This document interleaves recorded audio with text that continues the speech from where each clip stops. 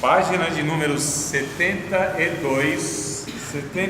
Quem lembra do Salmo 72? Ninguém lembra? Hino da harpa 72. Ninguém lembra? Meu pai amado. Só o 70? É.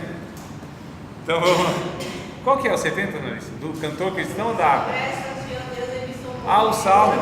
O Salmo. Sim. É o Salmo do desespero, né?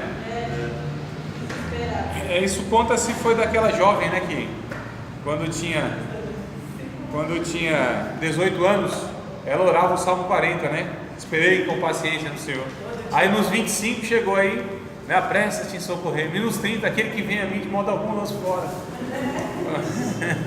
Então não, não, sem esse desespero. Bom, brincadeiras à parte, vamos continuar nosso estudo sobre a educação e os relacionamentos. Eu quero continuar a falar este ponto de relacionamento. Nós paramos, me parece que foi na letra F. Confere aí ou não? Alguém anotou? Alguém lá grifou alguma coisa? Lembram? Foi na letra F. F então, né? A aprendizagem escolar deve corresponder não apenas à aquisição de conhecimentos, mas principalmente ao desenvolvimento de habilidades e ao domínio de técnicas. G. O método de instrução deve ter por base a observação ou a percepção sensorial, que Pestalozzi chamava de intuição, e começar pelos elementos mais simples. Então esse método de instrução, né, a base é a observação e percepção sensorial. Amados, se tem uma coisa que nós devemos estimular nas pessoas, é observação. Quem observa é uma pessoa que ela tem mais entendimento das coisas, porque você para, nesse tempo que nós vivemos, de tanta correria, tanta informação, né? E velocidade de tudo, ou seja, da informação, poucas pessoas param para refletir, para pensar, para observar.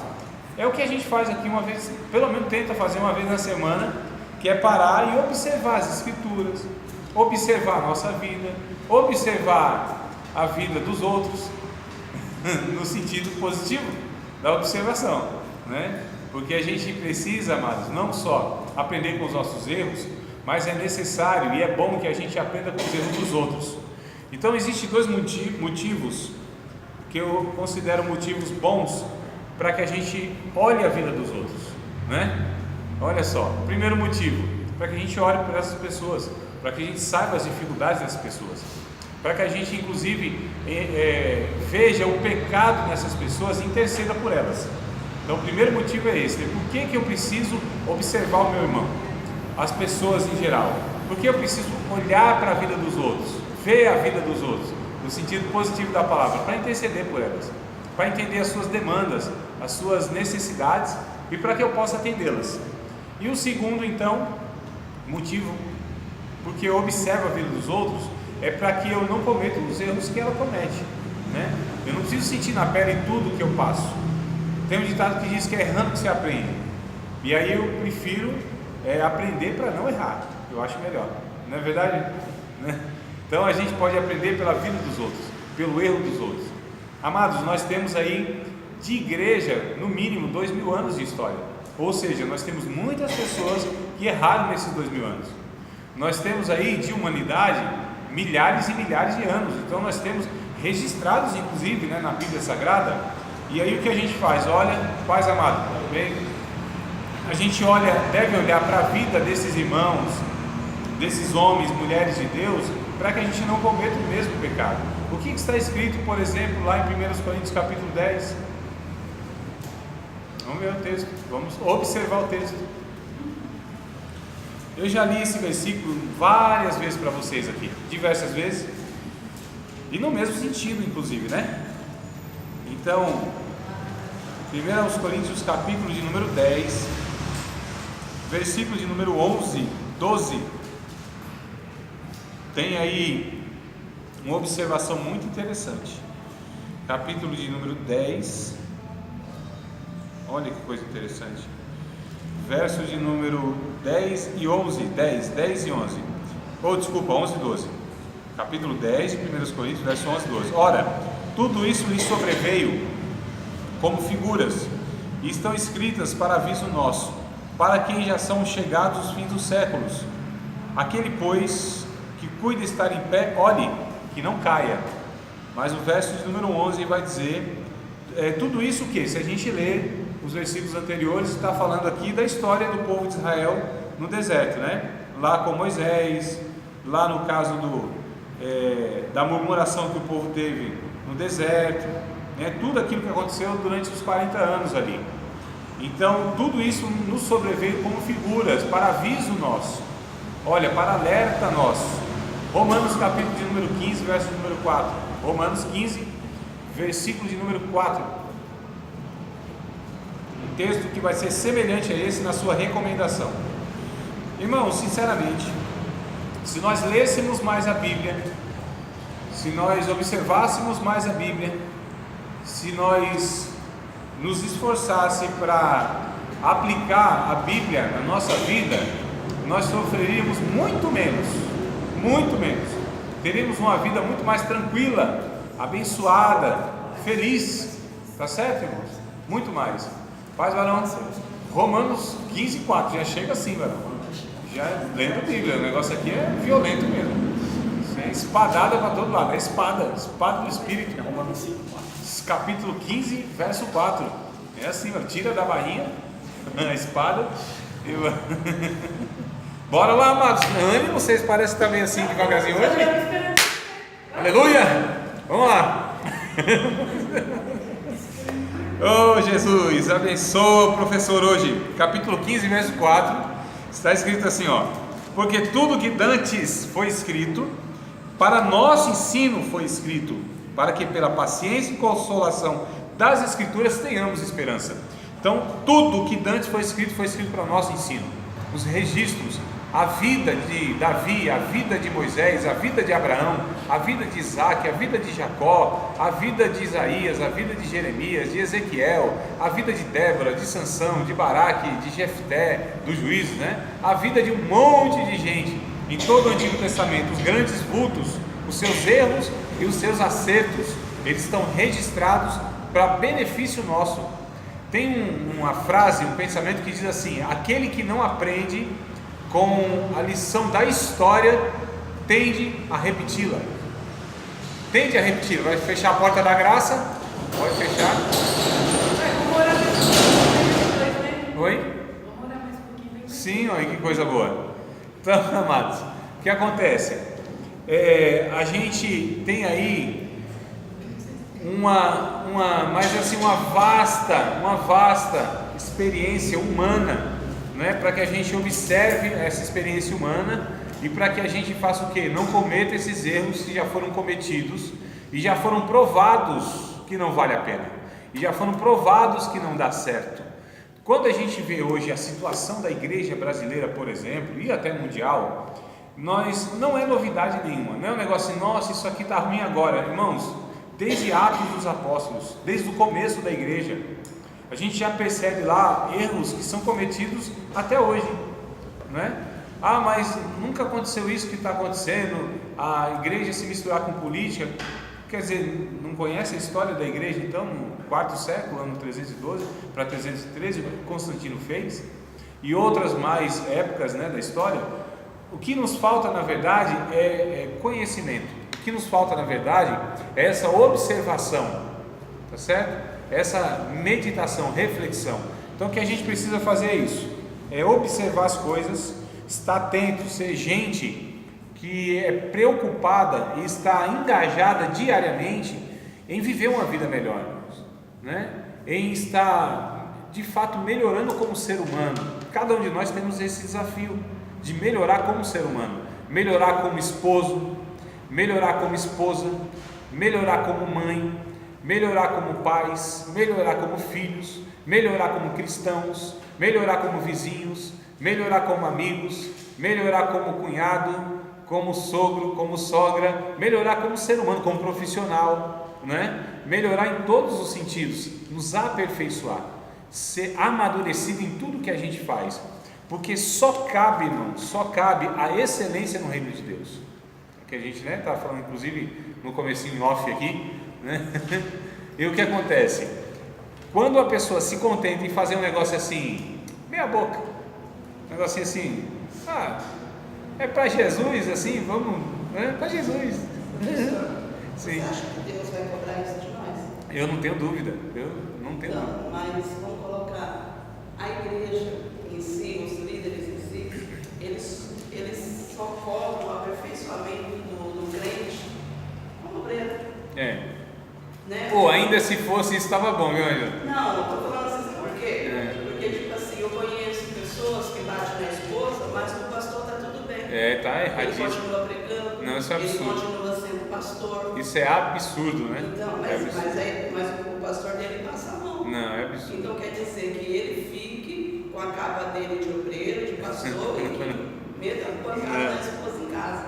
Nem isso, amados, nós devemos admitir, e nem nenhum outro pecado, né? Então o pecado para nós é algo que nos incomoda, deve nos incomodar. O que a Bíblia diz em Romanos capítulo de número 12? Aproveito que hoje eu estou citando a Bíblia, hein? Não vos conformeis com este. Isso. Vamos lá, verso 2 e 3. Mas aí como que fica? Tipo, assim, ela falou, né? Você sabe uma coisa. Não vai, tá? O pecado de uma pessoa. Mas você não pode falar. Mas você sabe. Calma, nós vamos primeiro tratar o texto. Vamos ver se eu dou uma sequência aqui. Sim, calma, tudo é complicado nessa vida, irmã Ana Cláudia. Eu não me chamo de Ana Cláudia. Tá bom, então de Cláudia. Sabe o significado do seu nome, né? Ana Cláudia, né? Sabe, né? Ana vem de Diana, isso. Mas vamos lá, irmão. Romanos, calma que a gente chega lá, tá bom? Vamos ver como que a gente consegue aí solucionando isso ou não, né? Só para a gente reforçar aqui no texto bíblico, onde Romanos capítulo 12, verso 2 e 3 vai dizer sobre essa não conformidade, não se amoldar, né? Seria talvez uma versão até melhor, ao invés de se conformar, não se amoldar, não se modelar como este mundo, mas transformar pela renovação do nosso entendimento. Então, seja na nossa vida, seja na vida comunitária, seja na vida, seja no mundo, em nada, irmãos, disso, nós devemos nos acomodar e nos conformar com aquilo que é errado. Nós precisamos ser um eterno revoltado no sentido positivo, tá? Uma revolta santa. Nós devemos ser essas pessoas indignadas, né? Essas pessoas furiosas com o pecado, odiosas com o pecado. O que Deus odeia a gente deve odiar, o que Deus ama a gente deve amar. Jesus, ele tem um texto muito interessante, Jesus, aliás, aparece nesse texto, que é quando os camaradas lá fizeram assim, do espaço que deveria ser um espaço de adoração a Deus, de reflexão bíblica, né, de comunhão, fizeram uma espécie de comércio mesmo, vamos aqui tirar vantagem. Quando Jesus viu aquela situação, ele se revoltou, virou as mesas, aquela coisa toda, né? E aí quando ele fez isso, os discípulos lembraram que no Salmo estava escrito, né? O zelo da tua casa me devorou. Olha que coisa interessante, né? O zelo da casa, o zelo por Jesus da casa de Deus, o zelo nosso pelas coisas de Deus, o zelo nosso por aquilo que é correto, isso deve devorar a nossa alma no sentido de nos incomodar, de nos afligir. Então tudo aquilo que é injusto, tudo aquilo que é imoral, tudo aquilo que não é ético, tudo aquilo que é errado de alguma maneira, isso deve nos incomodar. Quando a gente fala, não, é assim mesmo, nossa, essa frase é perigosa. Mas nos incomodar tudo bem. Aí a gente faz o que? Só? Não, aí cada caso é um caso, cada caso é cada um que vai. Esse abacaxi não está na minha mão, está na mão de cada um que se depara com. Não, porque se a pessoa se levanta, aí vai falar que é o cão, né? O inimigo agora já está fora, né? Então aí a gente se omite, o cão não se manifestar, né? Ângela, calma, amadas, vamos devagarzinho, calma. Pode falar. Vamos observar aqui de uma maneira mais, menos passional, no sentido, eu já estou identificando que tem um negócio assim muito incomodado no coração de vocês, mas é assim, a gente deve, e toda não conformidade, isso sempre vai gerar um estresse. sempre vai ter retaliação, sempre vai ter perseguição. Amados, não tem como. Se eu não concordo com a coisa que é errado, essa pessoa que está praticando errado vai se voltar contra mim. Isso é natural, é bíblico, e isso deve ser esperado de nós todos. Então é fato, se é líder, se é meu pai, se é meu vizinho, se é meu patrão, quem quer que seja, sempre vai ter, não tem como. A vida, são esses conflitos e esses atritos entre aquele que quer as coisas corretas contra o outro que não quer, aquele que combate, é a mesma coisa, aquele que quer roubar e o outro que não quer cumprir, quer se fazer cumprir a lei. Então o policial e o bandido sempre vão ser esses que vão ser os inimigos uns dos outros, né? Então assim, quem quer fazer a vontade de Deus, quer fazer as coisas certas, sempre vai ter as pessoas que vão confrontá-la. Mas e aí? A pergunta é, o que a gente deve fazer? Qual é o nosso papel? O que Jesus disse a respeito disso? É o mais importante. Tem um salmo que diz assim, que aquele que permanece em engano, que pratica o engano, Salmo não permanece na congregação. Salmo 1, né? Em que tese esse versículo? Tá, não é, primeiro assim, como a gente está falando do Antigo Testamento, existe um contexto lá. Sim. Esse contexto seria mesmo num local geográfico. Mas se nós trouxermos isso para a realidade do Novo Testamento, não fala de um lugar geográfico, fala de uma realidade espiritual, de uma realidade existencial. Ou seja, a congregação dos justos. O que é a congregação dos justos? É justamente um povo que adora a Deus. Então o Salmo 1 que diz isso aí, o ímpio não permanecerá, né, na congregação dos justos. Se a gente traz isso para a nossa realidade, é que eles não permanecerão na comunhão dos santos. Não tem como, mas não tem nada a ver com a questão geográfica, espaço, tempo, não tem nada a ver. Não tem nada a ver. Agora sim, amados, voltando, eu não sei por que a gente entrou nesse assunto. Sobre se conformar, foi isso, né? Então tá bom. Então não se amoldar a isso, a gente precisa observar, a gente precisa transformar tudo isso, transformar a nossa vida, no sentido que todos nós devemos, em todos os âmbitos da vida, estarmos crescendo, irmão, evoluindo, né? No sentido mesmo bíblico da palavra, ou seja, crescer em Cristo. Isso é evolução, que a gente chama bíblica, é crescer em Cristo. Então quando eu cresço em Cristo, eu sou melhor em tudo que faço, e só cabe, como eu disse, no reino de Deus, fazer aquilo que é com excelência. O fazer com excelência não quer dizer que é fazer melhor do que todo mundo, é fazer melhor do que eu posso fazer. Então é questão, as minhas limitações. Mas a gente não tem recurso para fazer isso aqui. A gente tem um monte de dificuldade para realizar tal coisa na igreja, ou onde quer que seja. Não tem problema. Faça aquilo que você faz da melhor maneira possível, com os recursos que você tem, até que tenha melhores recursos para fazer de uma forma melhor. Entendeu? Não é tranquilo isso aqui? Fidelidade comigo. Então, o que eu tenho hoje para realizar aqui tal coisa? É isso, é o ideal, não é o ideal. Mas eu vou fazer com excelência, com essas limitações que eu tenho, da maneira que eu posso fazer, nas minhas condições, nas minhas capacidades, com os poucos recursos que tenho. Então, se eu coloco naquilo a excelência, está tudo certo, irmão. É isso que a gente deve fazer. Mas o outro fez muito melhor, mas aquela igreja faz um negócio muito mais exponencial. Não é assim que Deus mede as coisas, não é assim que Deus avalia as coisas. Deus avalia assim: você teve recurso para fazer isso, foi pouco, mas foi fiel no pouco, sobre muito eu te colocarei, servo bom e fiel, né? E o outro que teve muito e não fez, mal e negligente servo, não é, amados? Então o que eu quero dizer é que a gente precisa observar as coisas, a gente precisa fazer tudo com excelência. Então de repente tem lá a tia que cuida das crianças, tem lá uma salinha, irmão, de 2x2, né?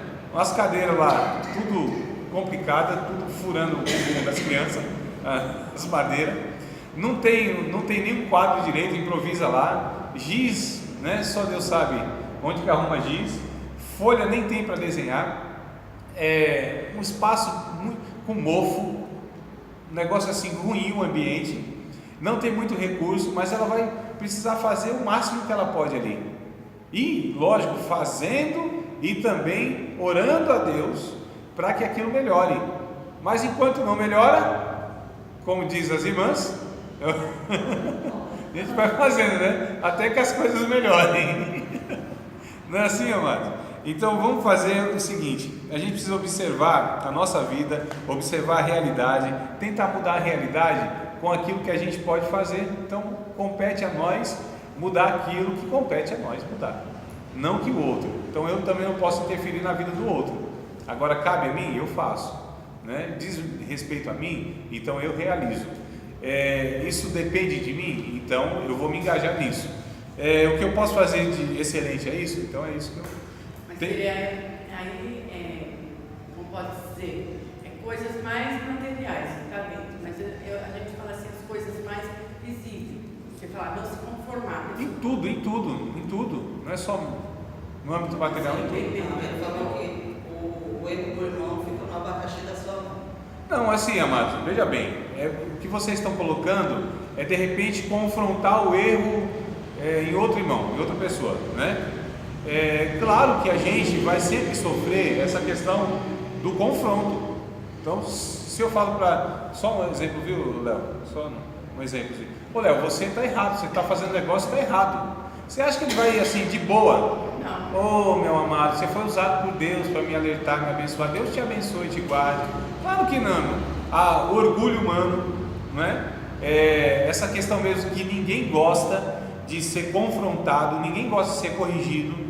Eu vejo alguns irmãos numa hipocrisia tão grande, quando vem uma palavra dura, sabe aquelas palavras duras assim, de correção, né? Fala Jeová, né? Essas questões e tal, manda mais, manda giló, que a gente ouve umas bobagens assim. Isso é hipocrisia pura, irmãos. Quem é que gosta de ser confrontado no seu pecado? Ele está servindo para ele. Não, é hipocrisia. Está mandando para alguém. A Bíblia diz em Hebreus capítulo número 10, se não me falha a memória, acho que capítulo 10 mesmo, vai dizer que a palavra dura, ela no presente momento não causa alegria não, é tristeza, né? Então a palavra dura, a palavra de correção, ninguém gosta, é hipocrisia. Então a pessoa vai receber aquilo não de bom grado, vai ser muito difícil uma pessoa tão humilde que receba e nos agradeça, né? Então a tendência é sempre entrar nesse confronto e etc e tal. Só para, tu fala daqui a pouco, viu? Só para eu completar aqui o pensamento. Existem dois pensamentos, duas frases que ela vai fazer toda a diferença. Uma é usada nos Estados Unidos, outra é usada aqui no Brasil. No Brasil é assim: ô meu amado, vê se você consegue fazer alguma coisa aí por mim, vou fazer o possível. É assim que faz, né? Falam, não é? Vou fazer o possível. Então não precisa. O possível, não tem nenhuma novidade nisso. Não tem nenhum mérito em fazer o possível. Se é possível, o mínimo que se espera é o possível, né? Agora nos Estados Unidos, esse mesmo pedido, a resposta vai ser outra: faz alguma coisa por mim, vou fazer o meu melhor. Essa é a resposta que dão lá. Culturalmente tem essas diferenças, né? Então aqui se faz o possível. Então você entende, a pessoa vai fazer o mínimo possível, né? Lá não, vai fazer o máximo que ela pode fazer. Diga aí, varão. Situações que às vezes a gente quer mudar, né? A gente observa também no caso das irmãs, estão colocando especificamente o que, né? Mas quando se trata assim, de igrejas, pessoas, liderança, até mesmo denominações, às vezes a gente chega num ponto que não adianta, a gente não vai conseguir mudar. Não vai mesmo. Retirar, isso. Me mostra. Exato. Eu tentei uma vez, mudar. Brigando com isso, mas fiquei doente, mas fiquei ruim. Exato. Ninguém muda uma estrutura. Ninguém muda a estrutura. Nós não somos Martinho Lutero. Deus não nos chamou como Martinho Lutero. Teve o Martinho Lutero lá que fez a revolução, mas nós não somos Martinho Lutero. Você não vai ficar brigando com uma estrutura que está 100, 200, 300, 400, 500 anos aí. Não tem como. Você não vai ficar brigando com um monte de gente que tem... Um crente velho, está na igreja, aprendeu daquele jeito e não vai mudar em tudo. Mais ou menos isso. Então assim, amados, o que a Bíblia nos recomenda é que a gente possa ser transformado em nós, tá certo? O resto é Deus que faz. Agora, identifique o seguinte, porque nós estamos falando aqui na questão de ensino, de pedagogia, né? A gente precisa gerar frutos nisso. Isso precisa ter frutos. Frutos, eu estou dizendo que é resultado espiritual, aquilo que é benéfico, aquilo que constrói, aquilo que honra a Deus, aquilo que glorifica a Deus. Essas coisas não glorificam a Deus. Essas coisas, na verdade, só desonram o corpo de Cristo. E aí, se a gente identifica se aquilo que a gente está realizando ou aquilo que a gente quer realizar, isso na verdade vai trazer uma desarmonia, vai ser muito mais uma causa de escândalo, de mal-estar. Amados, a gente tem que fugir dessas coisas. Deus não nos chamou para brigar com ninguém, tá certo? Com ninguém. Deus nos chamou para fazer a sua obra. Ah, mas eu sou profeta de Deus, então denuncia com a vida, sua vida santa, com a sua vida de piedade, com a sua vida de feito. Ah, mas ninguém faz, então faz. Ué, o teu feito vai denunciar, mas na minha igreja ninguém deixa fazer, e o mundo está aí, as portas abertas, e a necessidade é que a gente se limita muitas vezes a servir a Deus dentro de um espaço, né, irmãos? Né? Esse é o grande mal nosso. Então é aqui que estão me impedindo. Houve uma situação na minha vida, foi mais ou menos isso aí, quase que, entre aspas, é que não foi declarado, mas assim, me proibiram de pegar na igreja, na minha igreja, onde eu servia a Deus e os meus irmãos lá, tá certo? Trocou um pastor, e esse pastor achou por bem que eu não pregaria. Isso não tem problema. Ué, tem praça, tem casa de recuperação, tem ônibus, tem metrô, tem trem, e eu ia pregar em todos esses lugares. Então o meu chamado era para pregar a palavra, eu pregava, irmão. Ué, se na igreja, na minha igreja inclusive, se você não prega, não tem problema. E aí, Deus me chamou para pregar na minha igreja? Claro que não. Deus me chamou para pregar a palavra, né? Aquele que quer ouvir inclusive. Então é essa, mas não me deixam fazer nada aqui. Irmão, está aí a casa de recuperação, está aí o mundo precisando de uma mensagem nossa, né? De uma vida cristã que apareça lá brilhando como luz e como sal. Então é essas coisas que a gente precisa estar se despertando e não ficar perdendo tempo, não é perca de tempo. Você não vai mudar a cabeça de pastor, você não muda a cabeça de líder, dificilmente você muda a cabeça de um pregador, de um professor, muito difícil.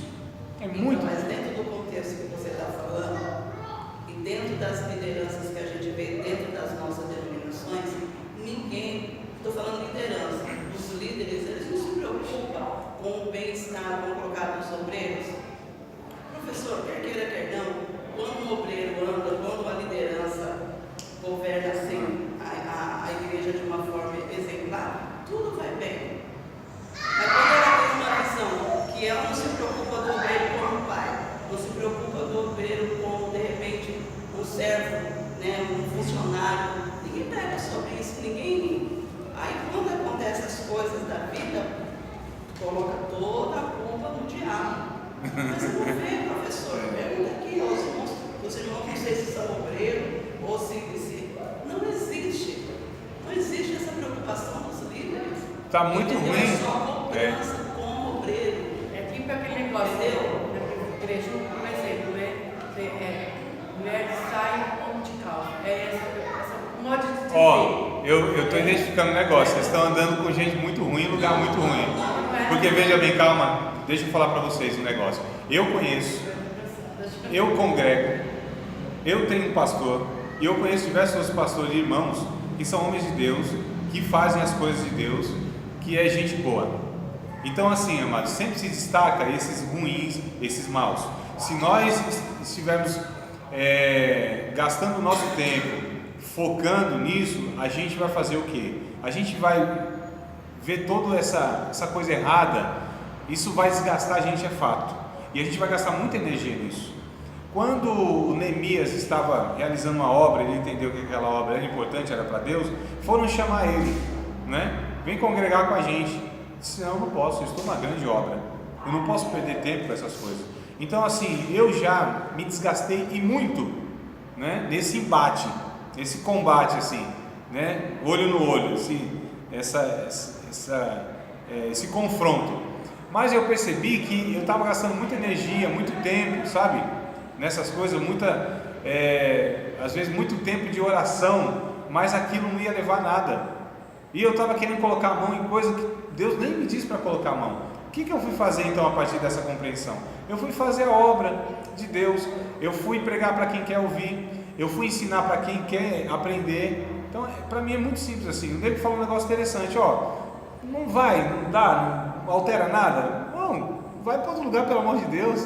Vai servir a Deus com harmonia, encontra uma comunidade de fé terapêutica, gente, que o pastor é homem de Deus, é gente sincera, não é perfeito, mas você percebe uma sinceridade nele. Vai para um lugar onde você tenha prazer, onde ali te faça bem, não é? Sirva a Deus com toda alegria, saia da sua casa para ir cultuar com júbilo no coração. Alegrei-me quando me disseram vamos à casa do Senhor. Então assim, muitas vezes a gente está em todo esse meio, essa desarmonia, esse negócio ruim, e a gente tem essa tendência mesmo de falar, nossa, o negócio tá ruim, mas tá ruim não, tá péssimo, e tá tudo péssimo. Não, tá ali, tá com aquelas pessoas, tá com um bocado de gente também, concordo. Mas amados, se a gente gastar todas as nossas energias, todo o nosso tempo discutindo nessas questões, vão ser infrutuosas. A gente não vai resolver muita coisa. A nossa proposta, na verdade, é fazer alguma coisa que seja proveitoso, não é? Então, como a gente está falando de didática, ensino e tudo isso, a gente precisa entender que a gente precisa alcançar pessoas. Precisa alcançar pessoas, precisa ensinar pessoas. A gente precisa ter meios, recursos, gente ao nosso redor que engrosse essas fileiras para que a gente faça a obra de Deus. Agora, lógico, vai ter tudo esses negócios aí. Agora, qual é a nossa decisão, nossa postura a partir de toda essa realidade? Aí cada um de nós vai ter que falar, não, eu preciso fazer alguma coisa proveitosa. Eu não tenho tempo a perder, ficar brigando com meia dúzia de pessoas que não vão mudar, que não querem mudar. Estrutura e cabeça de ciclano, não tem como, irmãos, esqueça, não muda, né? Eu já, como eu disse, eu já gastei muito tempo nisso, eu perdi muito tempo nisso.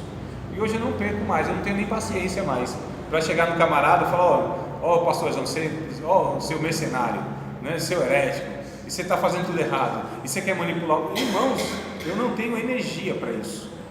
Eu vejo uma demanda tão grande na vida das pessoas, dos pecadores.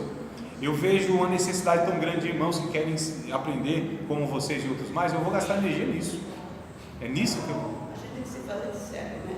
Não, Ângela, não. Eu, pastor, aí aquela passagem que fala assim, quando vem complicado a igreja toda, né? A igreja aumenta, isso aí não vai para nada. Ó, irmãs, deixa eu falar um negócio assim, ó. Se a referência é onde vocês congregam, pense bem onde vocês estão congregando, porque está fazendo mais mal do que bem, não é? Então, professor, não é nesse caso que eu me referi, não é da minha igreja. Em outra? Então deixa pra lá, Ângela. Não, eu estou falando para você. Deixa pra lá. Conheço, são parentes. Entendeu? Sim. São parentes. Sim. São pessoas que, como você quer queira, quer não, nós estamos numa sala de aula, quer queira, quer não, pessoas vêm conversar com a gente. E quer queira, quer não, a gente serve de conselheiro para determinadas pessoas. É o que eu estou perguntando para você. Será que Deus vai cobrar? De quem? De pai, nós? Como mãe, como esposa? Claro que vai. Como servo? Porque não é essa visão que a igreja passa. Infelizmente não é, eu sei. Entendeu? Então é só isso, não é questão de revolta. Sim, então, mas assim, ó, a gente identifica tudo isso, né? A gente já discutiu e a gente discute vez por outra todas essas desarmonias, todos esses pecados. Bom, a gente constatou isso, que ótimo, que bom que a gente percebeu que está um bocado de coisa errada. Ruim quando não percebe, é alienado. Identificamos o que a gente vai fazer para contribuir para que isso mude. Não vai mudar no macro, esqueça, mas vai mudar no micro. Então, se a gente pode ajudar uma pessoa, a gente ajuda uma pessoa. E aí sim, esse é o nosso esforço. E é isso que a gente está tentando discutir aqui, a discussão é essa, tentando achar meios para que a gente alcance pessoas, gente que está aberta para ser ajudada, não é? Então essa é a nossa tarefa e desafio. Se a gente fica só no âmbito de identificar o erro, então fica improdutivo. Quando a gente identifica o erro, que é o que a gente faz aqui vez por outra, o que a gente pode fazer então? Qual é a solução que a gente pode achar para isso aqui? A gente já entende, então não pode mudar o todo. Você não vai mudar, a igreja brasileira não vai. A sua igreja talvez, muito menos. Mas a vida de um, de dois, de um pequeno rebanho que Deus colocou na sua mão, aí muda. E é assim que a gente, né, tem que se esforçar para fazer aquilo que Deus nos colocou para fazer e o alcance que a gente tem. Então, amados, uma coisa é certa, a gente precisa ter o foco, a gente precisa ter a clareza, o discernimento daquilo que a gente deve fazer. E a gente tem que entender que aquilo que a gente está fazendo honra a Deus, alcança pessoas. Por exemplo, a Bíblia diz para a gente não jogar pérolas a porcos, não é? Eu não posso pegar aquilo que é precioso e oferecer, dar para uma pessoa que eu sei que ela não vai valorizar aquilo. Esse é o sentido do texto bíblico. Então, como a gente não dá pérola a porcos, então a gente tem que identificar se a pessoa que a gente está se direcionando é uma pessoa que ela vai de fato. O evangelho é muito precioso, irmãos. Eu não tenho tempo, por exemplo, para pregar evangelho para zombador. Você identifica que uma pessoa ela vai zombar de Cristo, ó, a única coisa que me resta é orar por essa pessoa, mais nada. Aí sim, aí eu só oro, né? Porque pior ainda, quanto mais eu insisto nela, mais juízo eu acumulo sobre a vida dela, porque mais oportunidades ela está tendo, mais esclarecimento ela está recebendo, e mesmo assim ela resiste. Então, na verdade, eu estou agravando a situação dela. Para não agravar a situação dela, deixo de lado, oro por ela, e aí já não é mais comigo, né? Estou falando de lavar as mãos não, porque a gente já lembra daquele fato lá negativo, né? Tudo bem, amados? Então é nesse sentido aqui. Querem falar mais alguma coisa? Não vai nada. Como não? Uma Fala. coisa que você falou há um tempo atrás, você falou assim, que as pessoas só fazem com a gente aquilo que a gente permite que elas façam. Exato. Chega um momento que ou a gente toma uma atitude ou a gente continua. Isso. E às vezes a gente toma uma atitude, fala a verdade, ela só olha pra você e fica te ouvindo. Ué, irmã, mas meu Deus. Faz parte da vida. Não tem novidade nisso, né? É o que você falou quando você confronta uma pessoa, fala assim, tipo, você vira pra mim e fala assim, Cláudio, você erraram nisso. Sim. Aí, ou você aceita, ou eu aceito, ou eu fico ficar com você. Isso é normal, como o nego falou, é da vida, normal. Não tem jeito. Ação humana é isso. Mas assim, amados, a gente precisa saber do seguinte: como a gente está falando aqui para não fugir muito, que a gente já tem fugido um pouco da temática, a gente precisa, na verdade, levar a palavra de Deus, instruir e ajudar pessoas, né? Agora, claro que sempre vai ter ocasiões e ocasiões. Quando a gente diz assim, o abacaxi é de vocês, não é que é de vocês, é de cada um de nós. Então, cada um de nós precisa buscar em Deus, em cada situação, em cada ocasião, como lidar com aquela situação, né? De que forma lidar, para que eu possa fazer aquilo que é útil. Então, a gente não tem mais tempo a perder para aquilo que é inútil, aquilo que não produz nada. A gente precisa fugir dessas coisas, desesperadamente. Paulo ele vai dizer que tem debates, tinha discussões lá, que era coisa infrutífera, não levava ninguém a nada, né? Ele vai falar das grandes genealogias. Ele falou, isso não produz nada, foge dessas coisas, né? Se afasta dessas coisas. Então a gente precisa entender que tem coisas que é perca de tempo mesmo, que é esforço em vão, é dar murro em ponta de faca, né? Então lutar com tudo isso, irmão, a gente precisa evitar. Agora a gente pode alcançar pessoas, salvar pessoas no meio de tudo isso. Aí sim, a gente vai lá e joga um bote salva-vida, né? E a gente resgata essa pessoa, aconselhando, orientando, instruindo, apontando caminhos. Aí sim, e essa é a nossa proposta nessa matéria aqui. Tudo bem, amados? Podemos passar aqui para a próxima letra? Vamos lá? H. O ensino deve seguir a ordem psicológica, ou seja, respeitar o desenvolvimento, né? O professor deve dedicar a cada tópico do conteúdo o tempo necessário. É letra I já. Aí?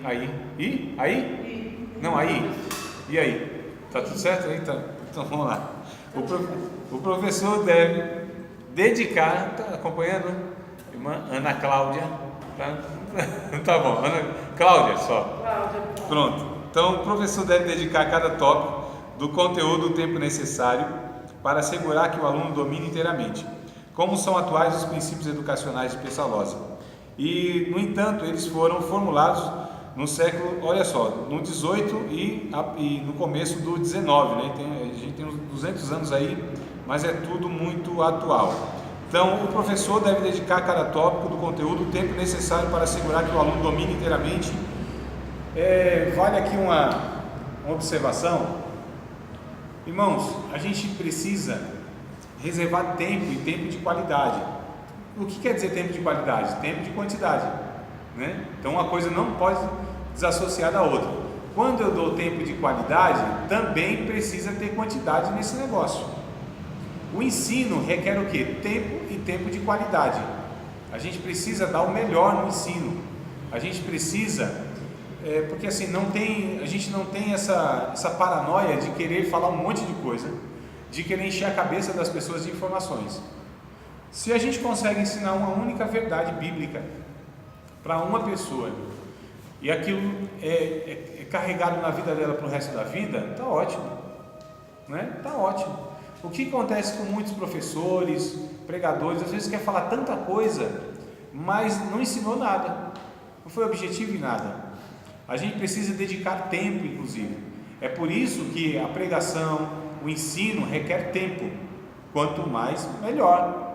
Então, se eu tenho lá 1 hora para expor a palavra de Deus, ora, é claro que eu vou ter muito mais tranquilidade para a gente desenvolver, né, o pensamento do que eu ter lá 20 minutos, 25 minutos. É muito complicado a gente querer passar algo aprofundado com pouco tempo. Vocês não acham? Então eu acho que a gente tem muito pouco tempo aqui na questão da aula, mas é o que a gente tem, né? A gente tem 1h30, 1h40 no máximo de aula real, fora atrasos, intervalo e outras coisas mais. Então assim, é muito pouco. A gente tem 5 aulas, 6 aulas, 7 aulas. Para o tema que a gente aborda é muito pouco. A gente precisa, inclusive, achar meios e recursos para que a gente possa estar estendendo isso. Então a gente deve fazer o seguinte, amados: procurar recursos, meios para que a gente alcance as pessoas e a gente dedique tempo suficiente para ensinar, como também para aprender. Isso é importantíssimo, tempo de reflexão, leitura, sentar, né? A gente precisa promover isso, inclusive nas nossas igrejas. Se tem lá, a gente deve reduzir o máximo aquilo que não é pertinente para aquela ocasião. Tem gente que vai fazer lá um estudo, uma escola bíblica, irmãos, faz um monte de coisa. Um dia, não foi só uma vez não, mas esse aí foi, acho que ano passado, me chamaram para dar uma palestra para casais, mas fizeram tanta coisa antes da palestra, foi dinâmica não sei das quantas, foi sorteio não sei do que, era um monte de coisa, acho que foi 1 hora mais ou menos, as atividades, né? Descontraído tanto que ninguém prestou atenção em mim depois, todo mundo descontraído, né? Todo mundo cansado, uma coisa não tinha relação com a outra muitas vezes. Eu só peguei esse exemplo para mostrar que a gente precisa criar um conjunto, né, de feitos que possa contribuir, irmão, para o final que a gente deseja. Então assim, por exemplo, quando os nossos cultos geralmente eles não são, como eu vou dizer, objetivos, né? Principalmente culto pentecostal. Todo mundo sabe como começa, como acaba só Deus. Né, irmão? Então, não, ninguém sabe. Até o pregador tem hora que ele fala, eu nem sei porque que eu estou falando o que eu estou falando. Então, não tem esse negócio? Quando eu falo assim, Deus, eu durmo da palavra, eu oro. A gente, quer dizer, o cara abre em Gênesis, fala de Salmos e acaba lá em Apocalipse. A música que foi cantada no começo não tem nada a ver com a pregação. Não existe um conjunto que vai contribuir no final para um pensamento, ou seja, aquilo que vai contribuindo, construindo. Por exemplo, um culto de ceia, o que se espera que se fale? Da vida de Cristo, da morte sacrificial de Cristo, do sangue de Cristo, da importância da comunhão, da vida de santificação. Não é isso, irmão, que a gente, né? Então aí você fala de um monte de coisa. Os cultos eles não são propositais, não há uma proposição, não há uma proposta neles, muitas vezes. Não há um tema a ser desenvolvido ali, do começo ao fim. E as músicas, inclusive, devem também contribuir para isso, né, mano? Então, se a gente vai pregar sobre tal tema, é bom que a música, ou as músicas, as letras, elas possam estar contribuindo. Porque há muito pensamento divergente, não é divergente, um monte de pensamento que eles não são ligados um ao outro. E aí as pessoas ouvem um monte de coisa na própria mensagem, na pregação, ou que seja no ensino, né? Deixa eu pegar aqui para o meu lado também, deixa eu cortar aqui a navalha tem que entrar na nossa carne também, né? Muitas vezes a gente começa uma aula, fala de uma coisa e no meio da aula fala de um monte de coisa que não tem conexão. Isso é prejudicial, irmãos. A gente precisa ter um foco, a gente precisa ter um objetivo muito claro e levar a pessoa àquilo. Se eu gastei 1 hora para falar de um único ponto, aquilo foi entendido e aprofundado, ótimo. Melhor do que falar de 10 pontos e nenhum foi entendido. Foi tudo superficial, não é? Um dia o irmão me convidou outra palestra para casais também. Não sei porque os irmãos acham que eu sou o palestrante para casais, mas me convida. Acho que é a falta né, que tem na praça. Aí, não é nem porque eu sou perito no negócio, eu sou mesmo. E aí ele me convidou, eu falei, meu amado, mas o que você pretende assim que eu fale? O que você quer que eu fale? Qual o tema você quer que eu aborde, né? Ele falou, você fala o seguinte, quanto tempo vou ter? 1 hora e 10, mais ou menos. Razoável, um tempinho razoável para a gente dar uma palestra e tal. O que você quer que eu fale? Você fala sobre conjugalidade, vida sexual, administração, você fala de criação de filhos, fala de... Falei, ô louco? Em 1 hora e 10, irmão, pensei que você ia me dar pelo menos 1 mês e meio para falar sobre isso, todos os dias. Então assim, amados, a gente precisa ter foco, a gente precisa ter objetividade nas coisas, né? A gente precisa ser aquele que fale de uma coisa e se aprofunde naquilo. É tudo superficial, né, Ângela? Casados para sempre é 14 semanas. Mas cada semana é um tema. Cada semana é um tema. Né? Cada semana você se propõe a falar sobre um tema, ele é ligado, não sei quem já fez ou quem conhece, já fez, né? Um tema, ele contribui para o outro, né? Então você vai falar de aliança, vai falar de aliança. Depois você vai falar de conjugalidade, depois de criação de filho. Então uma coisa contribui para a outra, né? Ela serve de tijolinho para ir colocando e construindo um todo. Mas hoje em dia está assim, né? Como eles chamam de fast food, né? Tudo é muito rápido, muito superficial. É o self-service também, né? Tem de tudo. Se aprofundar não, só uma pincelada. Essa geração que nós temos, a nossa geração agora da informação, você pega um jovem como o Léo. Léo, quantos anos você tem, Léo? 20 anos? Nossa. Então olha só, se eu sentar com o Léo aqui, ele vai ter tanta informação, eu não tenho dúvida disso. Porque você é da era da internet, né? Informação, não é? Do Google. Então, o que não acha no Google hoje, irmão? Não tem nada que a gente não acha. O que você imaginar na sua vida, digita lá e tem, aparece. É um negócio fenomenal, é impressionante. Eu tinha que ir para a biblioteca.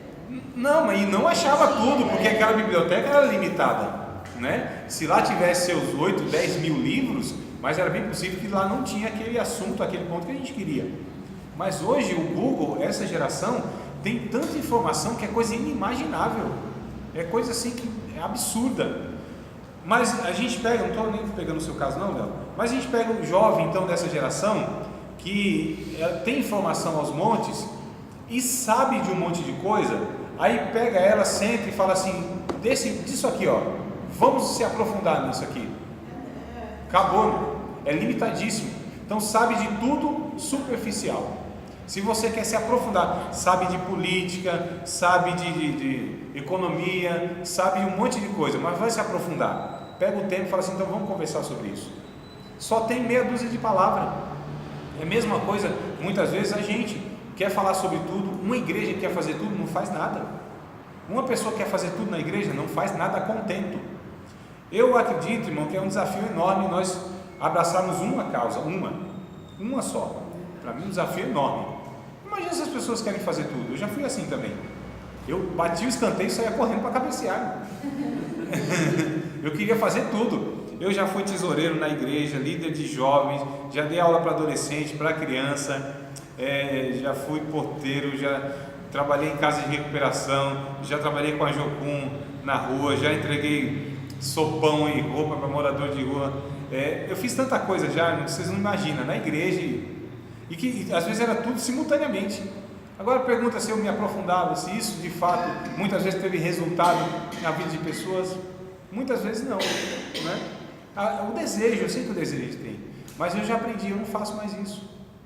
A última igreja que eu congreguei foi o último pecado que eu cometi em aceitar tudo que era me colocado na mão, porque assim, existe uma necessidade na igreja, e a gente que tem um desejo de fazer a obra de Deus, e a gente que não aguenta ver uma coisa assim, que não tem ninguém que faça, a gente quer fazer, não é? Essa é a tendência.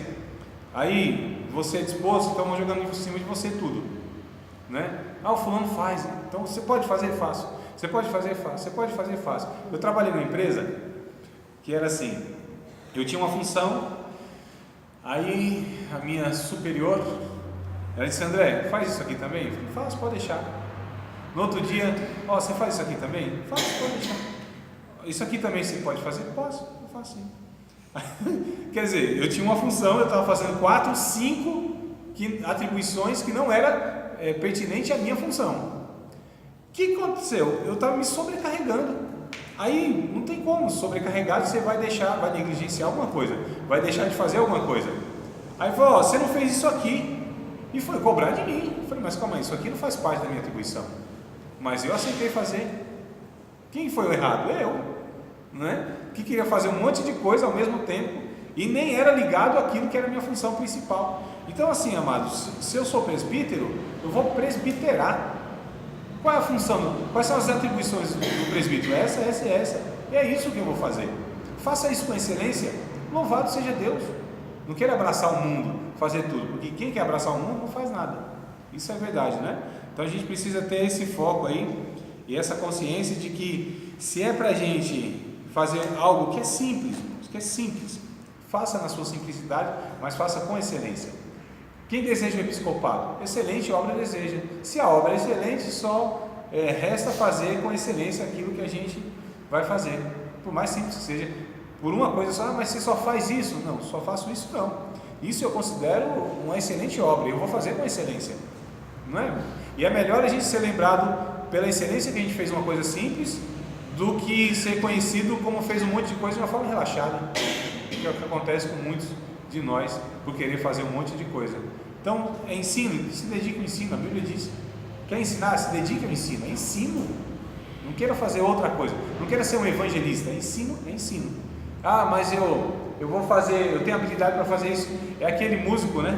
Que ele tem aqui ó, o violão, a gaita aqui e toca ele tem a banda toda nele. Não tem essa figura, né? Tem a banda toda. Fica perfeito, porque não, claro que não. Não tem como, irmão. Então a gente precisa fazer uma coisa por vez, tá bom? Ou uma única, e tá tudo certo nisso. Vocês têm alguma pergunta fácil e rápida para nós antes dos comerciais? Não, fale agora, não se cale para sempre. Não, fale. Eu vou lhe apertar que vai falar, senhora dona Ana Cláudia. Vamos para o nosso intervalo.